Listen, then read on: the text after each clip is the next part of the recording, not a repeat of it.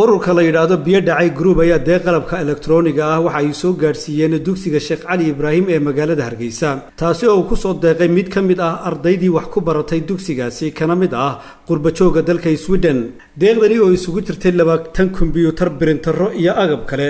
waxa guddoonka deeqdaasi ka qayb galay gudoomiyaha waxbarashada ee gobolka Maroodijeex iyo gudoomiyaha degmada Hargeysa maamulka dugsiga Sheekh Cali Ibraahim qaar kamid ah ardaydii dugsigaasi wax ku soo baratay iyo macallimiintoodii hadal uu ka jeediyay gudoomiyaha ururka la yiraahdo biyo dhacay group Maxamed Xuseen Xasan waxa uu kaga hadlay ujeedada iyo hadafka ururkaasi loo abuuray muhiimadda agabkan iyo qorshahooda mustaqbal isagoo uga mahad celiyay muwaadinka deeqdaasi soo gaarsiiyay oo ugu talagalay dugsigaasi waxaan halkan ku wareejin doonaa agab elektrooniga oo sadarkasan halka yaala oo uu ku soo deeqay walaalkeen Cabdiraxmaan Xuseen Xasan oo halkan garabkayga fadhiya oo hawlihii aan wadnay markuu ogaaday groupka nagala mid ah aad ugu damqaday hormoodna u noqday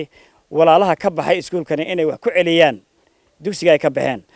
hadda waxa noo qorshaysan in laba hool oo midna library yahay midna laabi hay aan dhisno waxa kale oo noo qorshaysan in fasalada intii hada dayactir ku sameeyno waxaan saaka wareejinaynaa agabka aan kor ku soo sheegay hadii ilaahay ogolaado marwo kaltuun Sheekh Xasan Cabdi ahna xogayaha ururkaasi biyo dhacay group kana mid ah komishanka doorashooyinka qaranka Jamhuuriyadda Soomaaliland ayaa iyaduna halkaasi ka hadashay marka iskuulkii ma sha Allah waxaan leeyahay ardayda ka baxday horena soo dadaala iskuulkeena wax ugu tarno yar iyo weyn yaani $1 meel aad dhigto ayaa koraya wax badan noqonaya Cabdiraxmaan Xuseen Xasan oo isagu qalabkaasi keenay ayaa waxa uu ku dhiirigeliyay dadka qurbajooga ah iyo kuwa dalka gudihiisa ku suganba inay ka qayb qaataan horumarinta dalka guud ahaan iyo gaar ahaanba ta waxbarashada isla markaasina qof kastaba uu waxtar ka geysto meeshii wax ku soo bartay ardaydii iskuulka wax baratay iyo kuwa imka wax baranaya insha Allah waxaan aad ula hadlayaa dadka qurbaha degan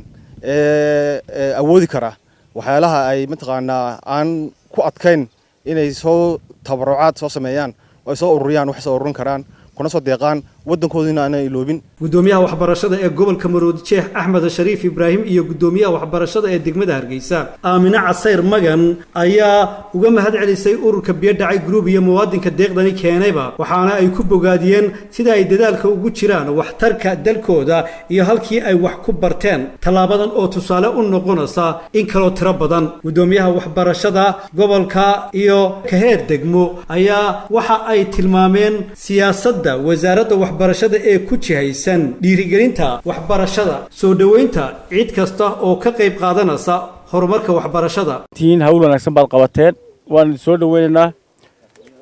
qalabkana runtii anagu sharci ahaan wasaaradda waxbarashada waxa kamid ah xeerkeeda community-gu hadduu wax qabsado oo ay wax maxaan ku dhahday ku taageeraan iskuulkoodii ama maxaan ku dhahday ay iyagu wax iska ururiyaan sharci waxa ah wasaaraduna inay wax ku darto marka taas anagu diyaar baan u nahay wax badan baan qaban doonaa hadii Ilaahay ka dhigo